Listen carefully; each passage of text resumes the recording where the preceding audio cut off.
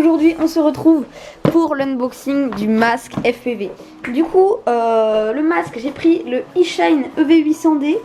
Voilà, tout simplement. Parce que il coûte 80 € et c'est un enfin, pour ce prix là c'est un des meilleurs. Donc on a beaucoup de channels avec. Alors hop, beaucoup de channels, donc c'est super pratique ça. Et bah c'est parti, hein. On va l'ouvrir. Si tu es nouveau sur la chaîne, n'hésite pas à t'abonner, à liker et surtout à activer la cloche de notification pour ne rater aucune de mes nouvelles vidéos. Sur ce, c'est parti, bonne vidéo. Du coup ici j'ouvre, hop, j'ouvre comme ça. Alors le packaging. Donc ici on a une petite notice. Alors on a de la mousse pour protéger. Boing boing. Ici, oh, il y a ça qui est tombé. Ok, là c'est un tissu pour nettoyer. Hop, j'en profite. Allez hop, voilà, c'est bon. Ici on a un sac pour le ranger. Pratique ça.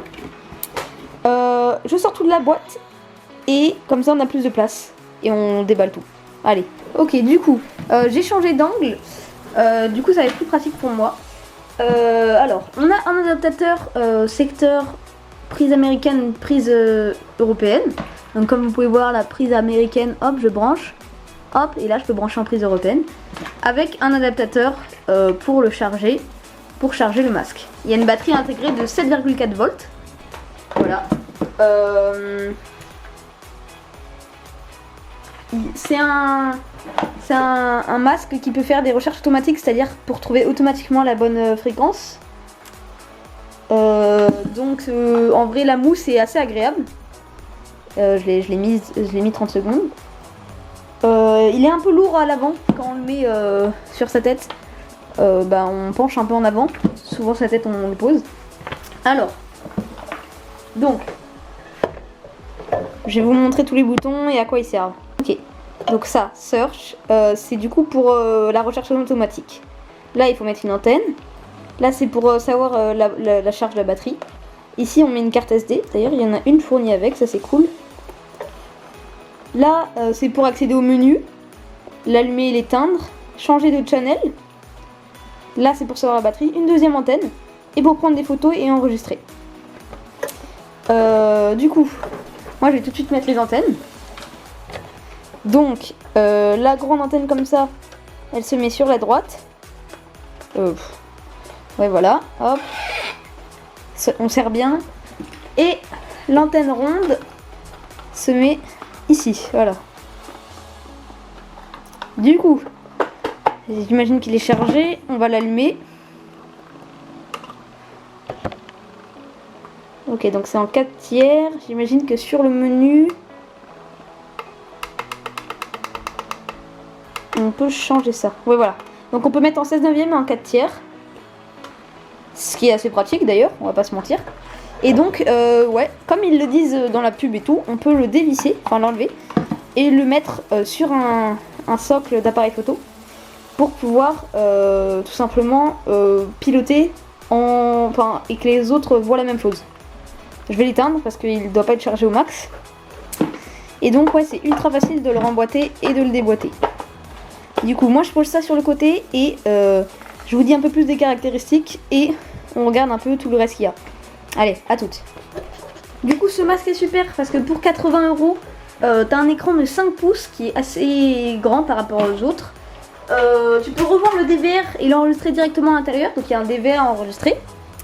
À l'intérieur, il y a la batterie. Mais je conseille rapidement de mettre une LiPo 3 ou 4S. Avec cet adaptateur parce que, d'ailleurs on va en venir après, hein, je vais l'ouvrir tout de suite, parce que la batterie dure pas très longtemps.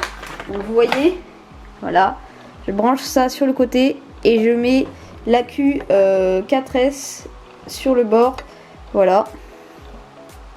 C'est plutôt cool ça. Et on a aussi une prise vidéo pour pouvoir voir son ordinateur dans le masque, voilà. Moi écoutez, je vais faire un petit vol et puis je vous montre ce que ça rend dans le DVR. Voilà. Et du coup, bah, il y a une luminosité incroyable dedans. Et franchement, il est super cool pour 80 €. Moi, je l'ai eu en réduc, je l'ai eu à 69 €. Et franchement, il est super cool. Je vais vous montrer tout de suite comment on le bind au masque, au drone. Et en fait, il n'y a rien de difficile à faire parce que bah, t'as rien à faire du tout. Donc moi, je branche tous les câbles et j'allume le drone et on se retrouve tout de suite. Du coup, il faut brancher le drone en allumant bien sûr la radiocommande avant parce que si les hélices s'activent d'un coup, c'est pas pratique. Et du coup, moi, ce que je vais faire, c'est que je vais allumer le masque. Mise au point.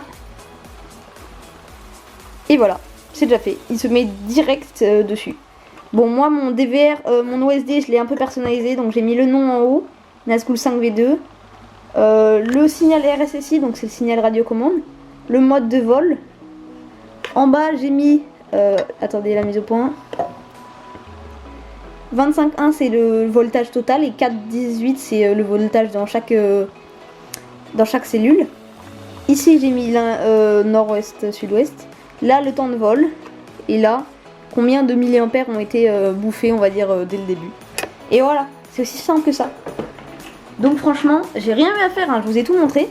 Si jamais c'est pas direct sur le bon channel, ce qui peut arriver des fois, vous appuyez tout simplement sur le bouton recherche. Juste ici. Hop, le bouton recherche. Là, à gauche, que je vous ai montré tout à l'heure. Et tout simplement, bah, il va faire la recherche tout seul. C'est-à-dire que, bah, voilà, le bouton. Il va tout seul, là, si je clique, bah, du coup, bah, moi, ça me met sur d'autres channels que j'ai pas demandé parce que, bah, c'est pas les bons. Mais il retombe tout de suite sur le nouveau, sur le bon, quoi. Bon, là, je réappuie parce qu'en fait, ça fait des répercussions de fréquence. C'est-à-dire que là, c'était pas la bonne, c'est-à-dire que je l'ai moins capté. Mais du coup, sur votre drone, vous pouvez voir, voilà, moi je suis en race band 8, là, R8. Donc c'est super bien. Je mets ça là. Et du coup, moi je vais aller voler. Je vais tout de suite, bah, du coup j'enregistre le DVR. Je vous montre un peu le vol. Et bah voilà. Hein, ça va être cool. Allez, à toutes. Du coup, on est le lendemain d'hier. Et je vais vous montrer tout de suite le DVR que j'ai enregistré. Alors, donc, si vous voulez voir votre DVR sur votre masque eShine EV800D, vous l'allumez en appuyant longtemps sur le bouton allumage. Il s'allume. Hop. Alors pour que ça soit agréable pour vous, je vais mettre en 16/9. Voilà, 16/9. Et je vais tout de suite aller sur l'onglet DVR qui est tout en haut. Ce vol là, imaginons. Donc hop, vous allez dessus. Et là, ce bouton là vous permet de lancer la vidéo. Donc je vais vous montrer tout ça. Mais voilà, là je vous montre un extrait. Ensuite je vous montrerai directement l'enregistrement. Quand vous enregistrez sur l'ordinateur, ce sera pas en 16/9. Donc tout l'écran ce sera en 4/3, donc un carré à peu près. Et bah c'est pas grave, c'est quand même cool. Mais voilà, du coup, c'est un peu ce que vous allez voir. La réception est super bonne. Là, j'étais assez loin. Et je voyais très bien. Voilà. C'était un de mes premiers vols en forêt. Mis à part celui que vous avez vu, du coup, sur ma chaîne. Et du coup, j'en dis pas plus. Si jamais cette découverte du masque eShine EV800D vous a plu, n'hésitez pas à vous abonner. Et je vais faire d'autres découvertes de matériel FPV. Car je me lance tout juste dans le FPV. Avec tout mon matériel juste là. Voilà. Donc le Nazgul 5V2, une QX7 et là c'est mon DJI Mini 2. Voilà. Du coup, si cette vidéo vous a plu, n'hésitez pas à vous abonner, à liker et surtout à partager cette vidéo, comme ça d'autres gens intéressés peut-être regarderont cette vidéo. Et moi je vous dis à très bientôt pour de nouvelles vidéos. Salut tout le monde, c'était Tsuyodes, je vous laisse sur les images du DVR. Allez, à plus!